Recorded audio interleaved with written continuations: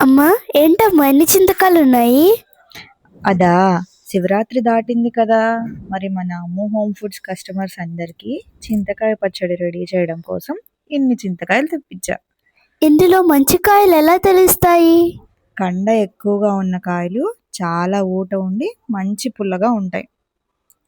ఎలా చేస్తారు దీన్ని పచ్చడిగా? ముందు అన్ని కాయల్ని మంచిగా కడిగి వాటికి ఉన్న దుమ్ము పొట్టు అంతా పోయేలా క్లీన్ చేసుకోవాలి. ఓ ఎస్, నెక్స్ట్ నేను చెప్తాను. వాటిని పూర్తిగా ఆరేదాకా ఆరబెడతావు కదా? అవునమ్మా, పూర్తిగా ఆరితేనే పచ్చడి చాలా బాగుంటుంది. వీటికి చెక్కు తీయాలా అమ్మా? లేదు నాన్న, వీటిని అలానే కాయలు కాయలుగా రోట్లో వేస్తాం. ఇలా తీసుకోవడం వల్ల ఫైబర్ కంటెంట్ ఎక్కువగా ఉంటుంది, డైజెషన్కి బాగా ఉపయోగపడుతుంది. ఇది పుల్లగా ఉంటుంది కదమ్మా, దీంట్లో విటమిన్ సి ఉంటుందా? ఇందులో విటమిన్ సి పుష్కలంగా ఉంటుంది కాబట్టి ఇది మన ఇమ్యూన్ సిస్టమ్ని బూస్ట్ చేస్తుంది. ఏదైనా పుల్లగా తినాలనిపించినా, ఒంట్లో బాగాలేకపోయినా, ప్రోటీన్ ఫుడ్ తినేసి బోర్ కొట్టినా ఈ చింతకాయ పచ్చడి ఉంటే మన టేస్ట్ బడ్స్కి న్యూ ఫీలింగ్ని తేవచ్చు. అమ్మా, నాకు ఇప్పుడే ఒక విషయం గుర్తొచ్చింది. మా సైన్స్ క్లాస్లో విటమిన్స్, మినరల్స్ అండ్ ఫైబర్స్ గురించి ఎక్స్ప్లెయిన్ చేసేటప్పుడు చింతకాయ కూడా ఒక ఐటమ్ అని చెప్పారు. దీంట్లో బీటా కెరోటిన్ అనే పిగ్మెంట్ ఉంటుందటమ్మా. ఇది దేనికి ఉపయోగపడుతుంది? ఇది మన బాడీకి ఇంకా ఐసైట్కి చాలా మంచిదని చెప్పారమ్మా. అవునా నాన్న?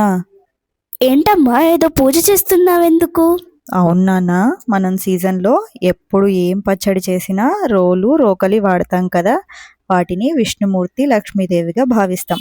అందుకని ముందు వాటికి పసుపు రాసి కుంకం పెట్టి పూజ చేసుకున్న తర్వాతే వాటిలో పని స్టార్ట్ చేస్తామన్నమాట. ఇలా చేయడం నువ్వు ఎవరి దగ్గర నుంచి నేర్చుకున్నావమ్మా? నేను పెద్దవాళ్ళు చెప్పినప్పుడు విని నేర్చుకున్నవే ఈ పద్ధతులన్నీ. ఇందులో ఏంటమ్మా వేస్తున్నావు? పసుపు వేసుకోవాలి నాన్న ఇందులో. ఓ, ఆ రోజు ఆర్గానిక్ పసుపు కొమ్ములు తెప్పించి పట్టించింది ఇందుకేనా అమ్మా? అవును నాన్న, పసుపు వల్ల చాలా ప్రయోజనాలు ఉన్నాయి. చింతకాయలకి పసుపు ఉప్పు వేసి రోట్లో దంచితే అసలు ఆ రుచే వేరుగా ఉంటుంది. ఎందుకమ్మా, గ్రైండర్లో వేయచ్చు కదా? నాకు గుర్తున్నంతలో లాస్ట్ 15 years నుంచి కూడా నేను ఈ స్టైల్లోనే ప్రిపేర్ చేస్తున్నాను. మా అమ్మమ్మ కూడా ఇలానే తయారు చేసేవాళ్ళు.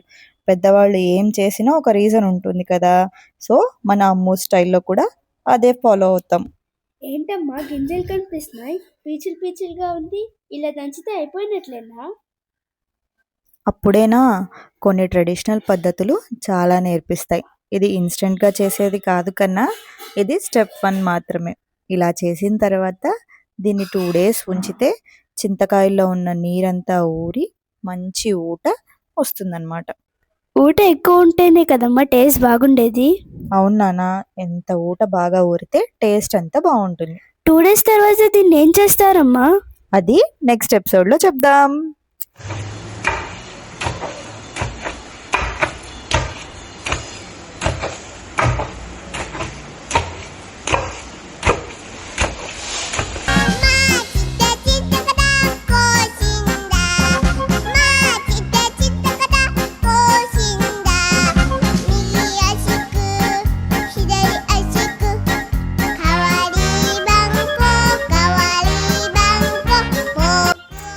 ఈ స్టైల్లో ప్రిపేర్ అయిన ఉప్పు చింతకాయ మీకు కావాలంటే అమ్ము హోమ్ ఫుడ్స్ని కాంటాక్ట్ చేయండి.